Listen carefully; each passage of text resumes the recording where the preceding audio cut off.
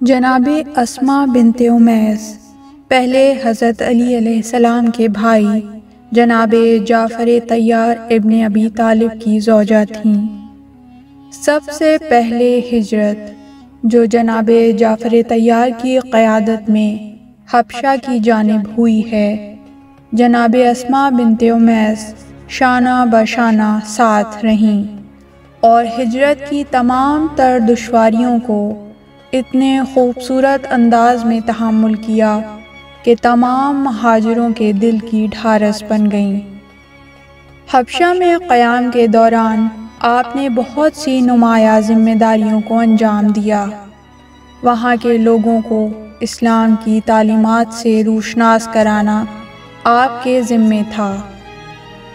یوں تو جناب اسماء بنت امیس نے جناب جعفر طیار کے ساتھ 7ویں ہجری کو دوبارہ مدینے کی جانب ہجرت کی، لیکن ظاہراً اس سے قبل بھی متعدد بار مدینے آ چکی تھیں، لیکن چونکہ حبشہ میں دیگر مہاجروں کی ذمہ داریاں تھیں، اس لیے دوبارہ حبشہ چلی جاتی تھیں۔ روایات میں ملتا ہے کہ جناب اسماء بنت امیس جناب فاطمہ زہرا سلام اللہ علیہا کی شادی میں شریک تھیں۔ چنانچہ اس موقع پر ایک مرتبہ رسول خدا صلی اللہ علیہ وآلہ وسلم نے بی بی فاطمہ سلام اللہ علیہا کے مخصوص حجرے سے تمام خواتین کو جانے کا حکم دیا۔ سب چلی گئیں مگر جناب اسماء بنت امیس نہیں گئیں۔ رسول اللہ صلی اللہ علیہ وآلہ وسلم نے رکنے کا سبب دریافت کیا تو جناب اسماء نے کہا کہ حضرت خدیجہ سلام اللہ علیہا کی وفات کے وقت میں ان کے پاس تھی۔ اس وقت وہ اپنی بچی کے لیے گریہ کر رہی تھیں کہ شادی کے وقت ایک لڑکی کو ماں کی بہت ضرورت ہوتی ہے۔ اس وقت میں نے ڈھارس دیتے ہوئے کہا تھا کہ میں وعدہ کرتی ہوں اگر میں زندہ رہی تو اس موقع پر ضرور فاطمہ کے ساتھ رہوں گی۔ رسول اللہ صلی اللہ علیہ وآلہ وسلم یہ سن کر گریہ کرنے لگے۔ جناب اسماء بنت امیس اس کے علاوہ بھی جناب فاطمہ الزہرا سلام اللہ علیہا کی خدمت کے لیے مدینے آتی رہی ہیں۔ خود فرماتی ہیں کہ میں جناب فاطمہ الزہرا سلام اللہ علیہا کے تمام بچوں کی ولادت کے وقت ان کے پاس رہی ہوں۔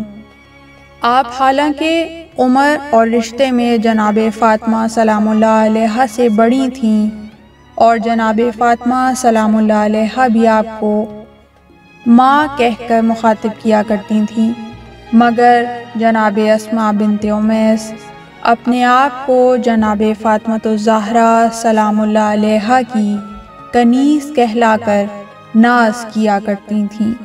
آپ نے جناب جعفر طیار کے ساتھ 7ویں ہجری کو حبشہ ترک کر کے ہمیشہ کے لیے مدینے کی جانب ہجرت کی۔ اس موقع پر کچھ طعنہ دینے والوں نے آپ کی دل آزاری کی کہ مدینے ہجرت کرنے میں اور رسول کے ہمراہ رہنے میں ہم تم سے افضل ہیں۔ اس وقت آپ نے جو جواب دیا وہ اسلامی معیار بھی ہے کہ محض ساتھ رہنا اہم نہیں بلکہ ساتھ دینا زیادہ اہم ہے۔ دل قریب ہونا چاہیے، بدن چاہے دور ہی کیوں نہ ہو۔ آپ نے حبشہ میں سختیوں اور دشواریوں کا ذکر کرتے ہوئے طعنہ دینے والوں کی شکایت رسول اللہ صلی اللہ علیہ وآلہ وسلم سے کی۔ پیغمبر اکرم نے فرمایا کہ اس طرح کا طعنہ دینے والے آپ لوگوں سے افضل نہیں اور وہ لوگ آپ سے زیادہ مجھ سے قریب نہیں، بلکہ آپ کو تو 2 ہجرتوں کا شرف نصیب ہوا ہے۔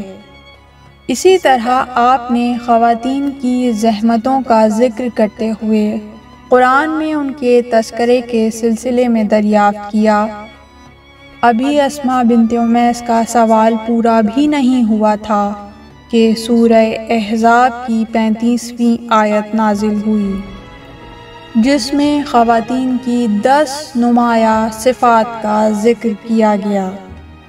8ویں ہجری جنگ موطا میں جناب جعفر طیار کی شہادت ہو گئی۔ اس کے بعد سفر حجۃ الوداع کے دوران آپ ابو بکر کے عقد میں آ گئیں۔ اب یہ سوال کہ ایسا کیوں ہوا، کیوں اسماء بنت امیس جیسی عظیم خاتون ابو بکر کی زوجیت میں آئیں، کیوں حضرت علی علیہ السلام نے مخالفت نہیں کی؟ تو اس کی کئی وجوہات ہیں۔ کچھ تو اس امر کے پیچھے پوشیدہ مصلحتیں ہیں، اور دوسری طرف عرب کا معاشی اور معاشرتی نظام ہے کہ جہاں ایک عورت کے لیے آج کے دور میں بھی تنہا رہنا ممکن نہیں ہے، لہٰذا اپنی بقا کے لیے شادی کرنا انتہائی ضروری ہوتا ہے۔ پھر یہ کہ شادی سے کسی کے کردار پر فرق نہیں پڑتا۔ فرعون کی بیوی مومنہ اور صالحہ ہو سکتی ہے، اسی طرح حضرت نوح جیسے اولو العزم پیغمبر کی بیوی بھی غیر صالحہ ہو سکتی ہے۔ شاید اس مقام میں رہتے ہوئے قدرت کو جناب اسماء بنت امیس کے ذریعے بہت سے اہم اور خطیر کام لینا مقصود ہوں، جو کام شاید دوسری کمزور شخصیت نہ کر سکے۔ ابو بکر کی زوجیت میں رہتے ہوئے ابو بکر کے مقابلے میں اہل بیت کا ہر طرح سے بھرپور ساتھ دینا ہر ایک کے بس کی بات نہیں تھی۔ شاید قدرت جناب اسماء بنت امیس کے کردار کے ذریعے اس وقت کے خاموش لوگوں پر حجت تمام کرنا چاہتی تھی، کیونکہ جناب اسماء بنت امیس نے سب سے کمزور موقع پر اہل بیت کی حمایت میں کسی چیز کی پرواہ نہیں کی۔ ایک تو عورت ذات، وہ بھی اسی کی زوجیت میں جس کی وہ کھل کر مخالفت کر رہی تھیں۔ یقیناً جناب اسماء بنت امیس کے مقابلے میں دوسروں کے پاس اس سے کہیں بہتر موقع تھا کہ جب اسماء بنت امیس جیسی بیوہ خاتون ابو بکر ہی کی زوجیت میں رہتے ہوئے ابو بکر کے مقابلے میں جناب فاطمہ زہرا سلام اللہ علیہا کا کھل کر ساتھ دے سکتی ہیں، تو دوسرے تو بدرجہ اولا ساتھ دے سکتے تھے، لیکن اس کے باوجود ساتھ نہیں دیا۔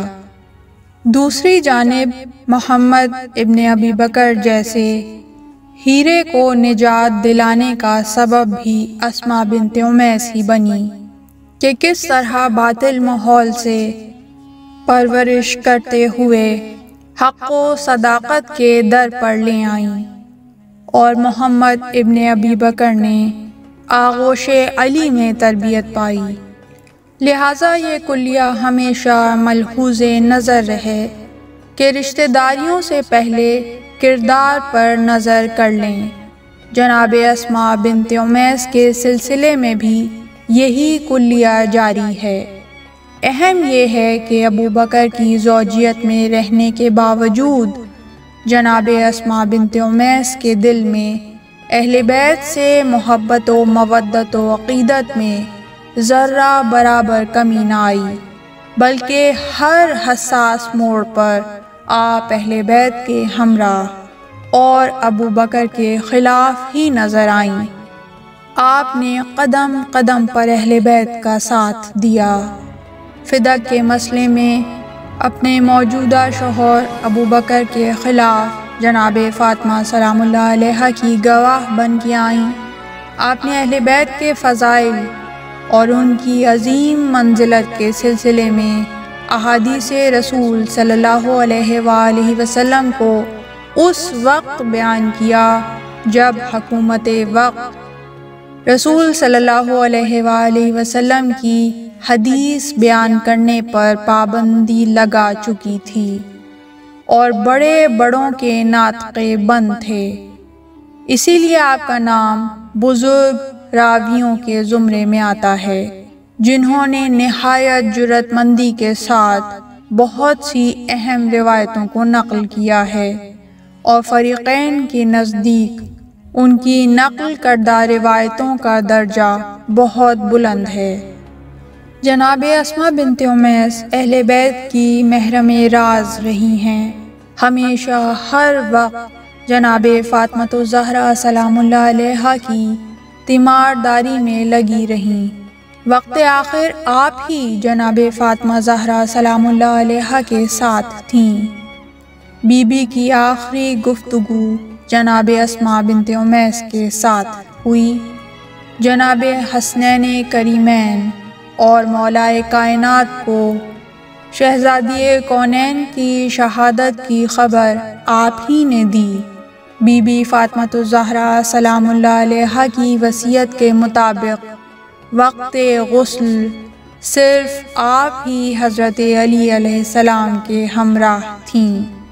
سن 13 ہجری کو ابو بکر کے مرنے کے بعد حضرت علی علیہ السلام نے جناب اسماء بنت امیس کے سامنے عقد کی پیشکش رکھی۔ جناب اسماء بنت امیس نے فوراً قبول کر کے رسول اللہ صلی اللہ علیہ وآلہ وسلم کی اس پیشن گوئی کو محقق کر دیا کہ عنقریب تم اس جوان کی زوجیت میں آ جاؤ گی۔ جناب اسماء بنت امیس ایک مختصر مدت کے بعد کچھ کارہائے نمایاں انجام دینے کے بعد محمد ابن ابی بکر کو لے کر حضرت علی علیہ السلام کے گھر میں آ گئیں۔ وہ محمد جن کے بارے میں حضرت علی علیہ السلام فرماتے تھے کہ محمد میرا بیٹا ہے۔ اس طرح آخرکار جناب اسماء بنت امیس دوبارہ اپنے ہی گھر میں آ گئیں، کیونکہ آپ ابتدا سے ہی اسی آنگن ابو طالب کی بہو تھیں۔ حضرت علی علیہ السلام سے اسماء بنت امیس کے ہاں 2 بیٹے یحییٰ اور عون کی ولادت ہوئی۔ یحییٰ نے بچپن میں ہی وفات پائی، جبکہ عون ابن علی کربلا میں شہید ہوئے۔ 38 ہجری میں محمد ابن ابی بکر بمقام مصر شہید کر دیے گئے۔ محمد ابن ابی بکر کا سر ام حبیبہ بنت ابو سفیان نے تحفتاً اسماء بنت امیس کو بھجوایا۔ اس وقت وہ جائے نماز پر تھیں۔ خبر سنتے ہی اسماء بنت امیس کا سینہ پھٹ گیا اور خون جاری ہو گیا۔ جوان فرزند کی موت اور جوان فرزند کے سر کو طشت میں دیکھ کر برداشت نہیں کر پائیں اور خالق حقیقی سے جا ملیں۔ انا للہ و انا الیہ راجعون، الا لعنت اللہ علی القوم الظالمین۔ پروردگار محمد و آل محمد پر رحمت نازل فرما اور علی و اولاد علی کے چاہنے والوں کے درجات بلند فرما، اور اپنی 12ویں حجت کو اذن ظہور عطا فرما۔ اس طرح کی مزید تحقیقی، علمی اور تاریخی ویڈیوز دیکھنے کے لیے چینل کو سبسکرائب کیجیے اور بیل آئیکن پہ کلک کیجیے۔ ویڈیو کو لائک کریں اور کامنٹس کے ذریعے بتائیے کہ آپ کو ویڈیو کیسی لگی۔ اگلی ویڈیو تک کے لیے خدا نگہدار۔